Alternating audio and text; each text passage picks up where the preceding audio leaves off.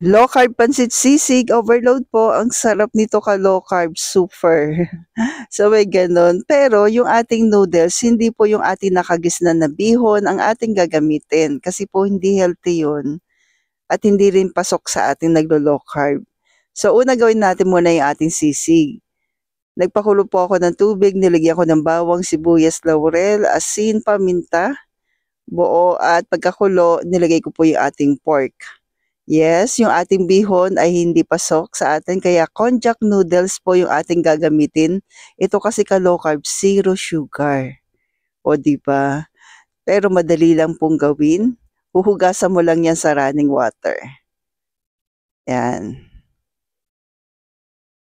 Then, ide-drain mo po siya at ida-dry po natin sa kawali. Yan, parang ganyan po. So, gayahin lang po natin yan. Sa 1 pack, ganyan karami po. Tamang-tama na sa 1 to 2 na katao. Yan. Pero para sulit, dagdagan mo na lamang po. Sabay ganon. Then, after natin madry, itabi mo na po. Gawin na natin yung ating sahog para sa pansit. Una, sibuyas, bawang. Pero ang sahog ko dito, repolyo lamang po. Nilagyan ko ng asin, paminta. No need mo na lagyan ng pork kasi nga, yung sisig ang magiging pinakasahog niyan. Then, pagkatimpla mo ng asin, paminta, coco aminos po. Yan, konti lang mga 1 tablespoon, pwede na yan. Pero yung asin, konti lang din nilagay natin. Then, after nyan, pag naluto na po, ilalagay mo na po yung ating konjac noodles. Ayan. Di ba po? Then, pinatay ko na po yung kalan dyan. Inoff ko na yung ating kalan. Hayaan mo lang, i-mix mo lang po para malagyan lahat. Matimplahan yung ating konjac noodles na ating sahog. Then, ito na po, malambot na yung ating pork after 1 hour na pagpapakulo. Actually, mga 45 minutes lang pala. Ida-dry naman natin. Then, gamitan po natin ng tinidor. Then, after nyan, pinahiran ko po ng vinegar. Tapos, lalagyan po natin ng asin. Kayo na pong bahala kung gaano karaming asin. Pero sa atin kasi naglo-low carb, huwag po matakot sa asin. Sa ating mga naglo-low carb. Yan. Then, air fryer po, gagawin ko po 180 Celsius, 30 minutes. Ganyan po siya, pero hindi pa yan crispy. Yan. So, ibabalik po natin.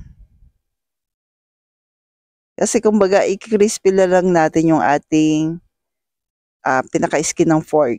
Then, pagkabalik na, okay na po siya. Then, pinachop ko na po. Pag walang air fryer, paano gagawin? Pwede naman sa kawali po. Yung mainit na lang na mantika. Tapos, yung pinaka-skin ng pork. Yan, ang lulutuin. Then, ito na po yung ating sisig. Ginagawa ko na po. Nilalagay ko na po yung sibuyas, chili, low carb mayo. Yan. Then, nilagyan ko po ng kalamansi. O diba? Tsaka konting coco aminos.